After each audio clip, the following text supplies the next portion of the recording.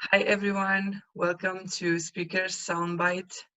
And I'm happy to be here today, still having role models, still having speakers here from whom we can have knowledge and take something insightful. So for today, just a short description about our guest, because I'm gonna let him talk. His name, he says, seems to be a verb or sounds like a verb. In terms of his career, he is currently a trainer of NLP and performance coach, working with a wide range clientele from CEOs, executives, and small business owners to, people like individual coachings one-on-one, which is great. And I will stop talking now and invite him directly to join us now. Jefferson, hello. Hello, Alexandra. How are you today? Who are you? And what do you do? What do you love to do in your business, in your life?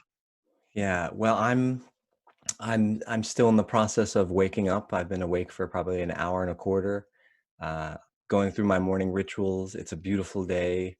It's a surreal time to be alive and serving humanity, given all that's going on in our world. It was a quite since we talked.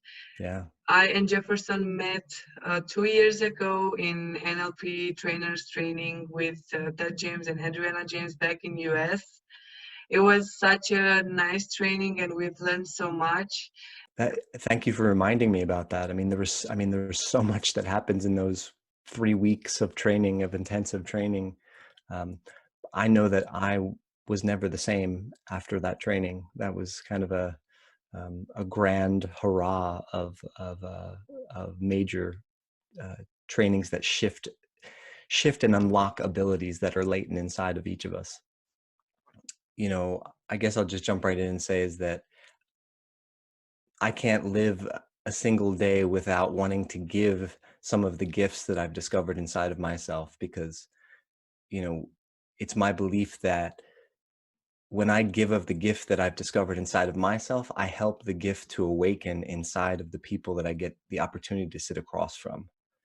And that, to me, coming from that kind of a place, allows my life to have a certain kind of flow and stability and grace that builds a resilience that allows me to serve people just in a very profound and simple way. So it's nice to hear profound, simple. You're somehow situating yourself in where the client is, or how do you approach someone in your trainings, in your presentations, in your coaching sessions? I think of everyone as a unique fingerprint, that no two people that I get to speak to or work with are going to be the same. So what that does is that it puts a responsibility on me to listen and to respond in the moment to what it is that they might need. Now, of course, we're talking about speakers here and presentations, and a lot of times you don't get as much interaction to know where your audience is coming from, other than the background or the expectation that they have of the speaker, given the industry, let's say, or the orientation.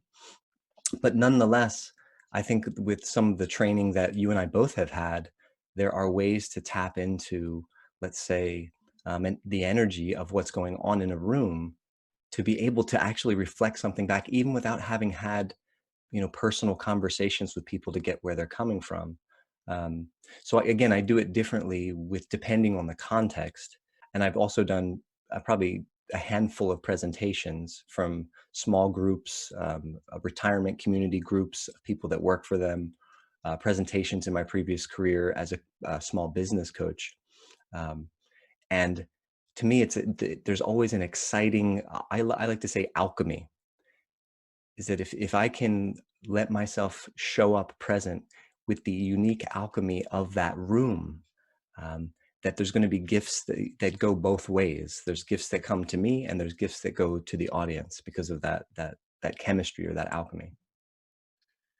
That's pretty insightful, concepts that you're bringing on, and I've put my attention on what you said, ramping you up further.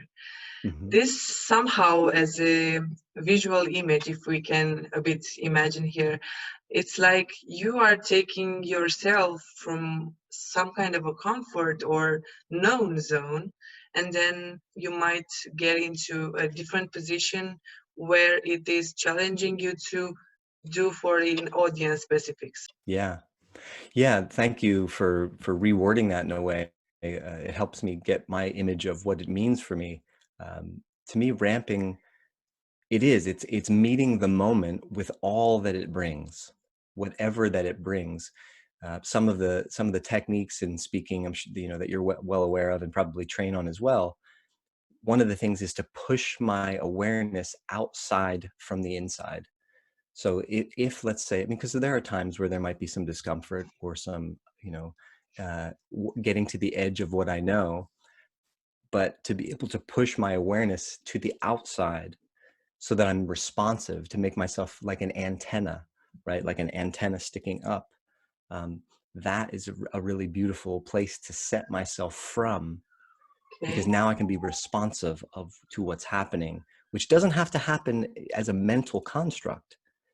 I'll say it happens as an emotional attunement or an energetic attunement to real things and people that are in the room.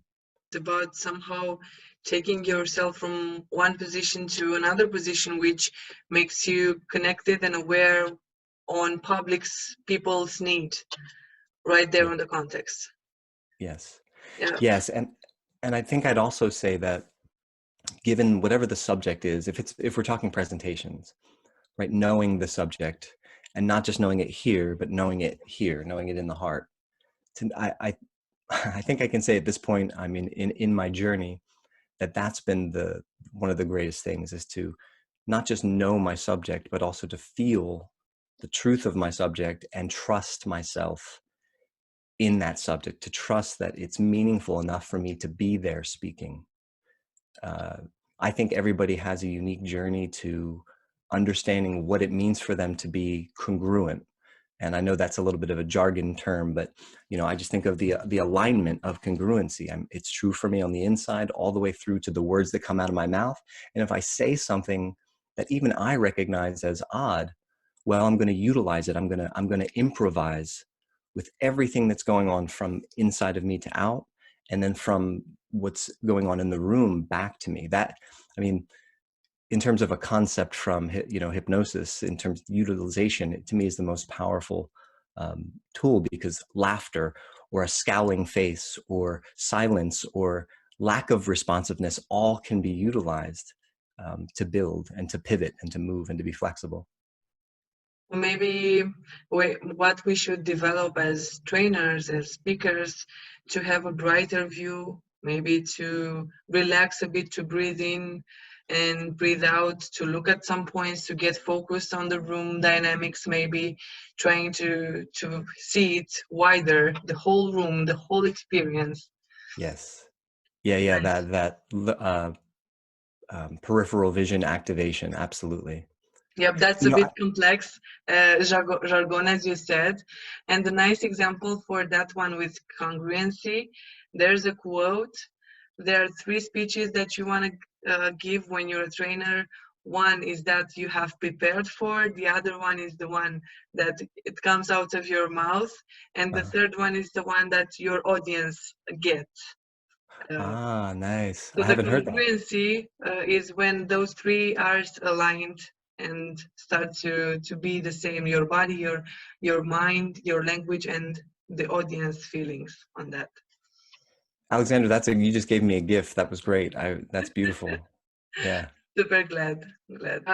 Now think about a time, maybe that first time when you had to deliver a presentation to an audience. What is that you felt, and maybe you remember where in your body did you feel that? Sure. A mixture of excitement and fear, and pretty much from my throat to my belly button. Long way. Yeah, an actual a moving of the feeling. Um, yes, definitely a movement up and down. I almost think of it as going from my center of power all the way to where my voice, right, the voice box, where this information is going to be coming forward and meet these people's ears. Meet these people's ears. Yeah, Yeah. I once had the sensation that even my voice in the head was shaking. Wow. It was so weird. I said, Yeah. okay, now how can I control the voice in my head and also the voice that comes out from my mouth? Beautiful. Yeah. Yeah. So metaphoric a bit. What do you believe about the following quote? Because we keep on saying and talking about this here in Braining Now, about the need of a trainer, of a speaker, to be born with this talent. Do you believe that only speakers, excellent speakers, are born with this talent? Definitely not. I think there's there's too many examples of that not being true, of people in our world who really had low self-esteem, had a very harsh inner critic, and so definitely not. It's a matter. I'd say everybody is born with it, and it's there latent. It's a potential. Like, you think of a seed or an acorn. The fully grown tree lives inside of that, in the potential of that seed. So yeah, that's the best way I can answer that question, is that no, it doesn't have to be some inborn talent. It can be cultivated, because inside of everyone is a full expression of themselves. Now, let's get a little bit funny. I mean, if somebody's not born, if they don't have a mouth, or if they don't have a voice box, okay, maybe they're going to do it in a different way, but they could still give a presentation, and they could still engage an audience, and they can still hold and transfixed and mesmerize the people that they're sharing with, because they're sharing from their gift. Mesmerizing. Yeah. Such a energetic word and feeling. Yeah. Yep. Good. Thank you very much. So tell us, what did you do to build and grow on this skill for you? I kept taking risks. My previous career was as a literal builder. I was a contractor. I built homes and remodeled homes, and so I went from a career of working with things to a career of working with people in coaching back in 2011. And so this quality of continuing to take risks and to seize opportunities when they came in my path, that's definitely part of it. Specifically around coaching or public speaking. Do you want me to keep it specific to public speaking? Yeah, feel free to Oh, explore. okay. Yeah. Being willing to break new ground for myself and let go of former identities that I had, because I mean, again, I love words, and to have an identity as a person is always connected to what it is that I identify with. And so from a very early age, I mean, even from a very young age, I started to experiment with de-identification, where again, it wasn't necessarily always conscious, but I would say that version that I was being, or who I was just then, I don't really like that. And I'd like to see if I can do something else. And I did that from a very young age. Some of it was through hardships, where I used journaling. I used the act of writing down my thoughts as a way to get space, to get distance inside of myself, and cultivate a different relationship. When it came to relationships or career, I mean, in some simple way, it comes down to the curiosity that I always allowed to stay very alive, and have a big fire inside of myself for curiosity, because that curiosity would pull me to do things that were risky. Nobody was telling me I couldn't do certain things. And so my curiosity would lead me to step into it. And then I'd be on the other side looking back going, whoa, I didn't even realize I crossed that threshold, or I stepped over that, I jumped across that ravine, right? Whatever it might be. Especially moving from working with things to working with people, in a way, that's kind of the biggest career transition I made, because you know, the limitation, even though it's beautiful to build things and walk away and say, wow, look at this, you know, look at what has been built. And at the end of the day and have this reward, so to speak, it pales in comparison to even just being on the other end of the phone from somebody. I can't see them. I don't, maybe I've never even seen them. There are people that I work with who I've never seen. And through working with them, being present with them, and again, that kind of alchemy and chemistry through coming from my place of care, my heart, my mind, bringing all that alignment to the relationship, they show me in reflection that they know themselves a little bit more, or maybe a lot more. And I know, and they know, that it wasn't something that I did. It was something that they did that I helped them to activate, right? I think of myself as an usher, like in a theater, but that the seat that I help people find is their true seat, the seat of their essential being, the seat of their essential truth. Or let's say if it's NLP, the seat of their greater expression, interpretation, and ability to create meaning for themselves in life. So insightful and powerful. Like, I love how you say alchemy and chemistry, and they show me the reflection of this, and to find their essential expression and their essential seat. I think you're doing a very, very great job, and you help people, inspire them with what you're doing. And also, while I was hearing you now, I was writing down words like interactions, different context, ramping further. I had a shift from working with things to working with people, and all of this and more words like this, all of them make me think about a flexible behavior that you show and you grow in yourself, within yourself, that maybe helped you for growing further. I absolutely agree with that. That it's that flexibility of behavior, because again, the flexibility it means I can stretch to encompass a new possible reality. I mean, who's not being asked to stretch beyond their typical reality right now with what's going on in our world? I feel like one of the greatest gifts we can give ourselves is to just consider, you know, maybe we don't know, and to go anyway. Maybe I don't know, and I'm going to keep going forward. I'm going to keep, stretching just beyond what's comfortable here, because it's really coming back hard in our face right now. Like when you look in the mirror right now, in the mirror of our world, it's reflecting the gravity of even the small choices that we make. That's what I've been getting more, is that all of these choices that we make, you know, hundreds, thousands of choices, and the responsibility that they carry in actually carrying us into the future in a way that's positive. Or It's a saying, I don't know, remember who was the one who said it.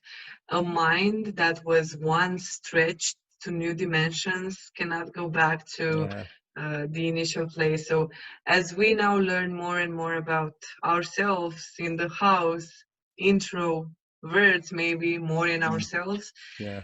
maybe we can take some learnings out of it. I'm just looking forward to hear from you more. Where can we follow you, or where can we hear more about your stories and about your ways to see life? Because it's really wonderful. Yeah, thank you. Well, my website is www.insidestart.com, and that's got information. You can look around there. I've got some videos on the page as well. Just just a little bit of a resource. I'm on Facebook again at Inside Start, so you can look me up there. I have a YouTube channel that you can find through both of those sources. The videos that I post typically link back to YouTube. Nice. So as a conclusion, do you suggest, or do you think for our people that are looking now, that it's nice to go to some trainings, to study more, to grow also the knowledge base of this skill? Absolutely, because I want to say just an emphatic yes, but I want to say why, at least right now. Right now, at our time in history, I think I'm going to say it's a little abstract, but the veil, the layer between all of the messages that we're bombarded with in our lives, that layer, that veil is thin right now. And to get training and education and knowledge around neurolinguistic programming and things of this nature, hypnosis, training, becoming a better speaker, ultimately in one way simply means to cultivate a very powerful relationship with yourself, to know thyself. And in knowing thyself, it gives us an ability to serve more fully, to serve more holistically the community, the family, the environment that we find ourselves within. And I mean, this is a really important time to, what I like to say, to know what narrative is yours versus what narrative is attempting to be poured into you from the outside, right? Speaking of narratives, also my true belief behind public speaking is that the mass media, the world around, suggests somehow with articles and every communication that there is fear of public speaking. So once someone managed to run in less than the world record, I don't remember the story again quite in detail, and no one thought that it's possible to break that record until one day when someone actually broke the record without knowing the record. So Yeah. what if this fear of public speaking that they keep telling us about is just a narrative that make us fear and make us protect ourselves from going on the stage and speak. Really well said. It's like it's a trance that society reinforces with their messages. And so learning these tools is a way to take control of of a positive trance. Nice. Yeah. Thank you very much, Jefferson. It's been a pleasure to have you here with us today on Speaker Soundbite. I think we've been traveling with you to Oregon, back to Romania here, and we've heard some great concepts, thoughtful concepts, and inspiring ones. I will keep on following you and engage with you in the future, because I believe that my brain likes what you say and how you say it.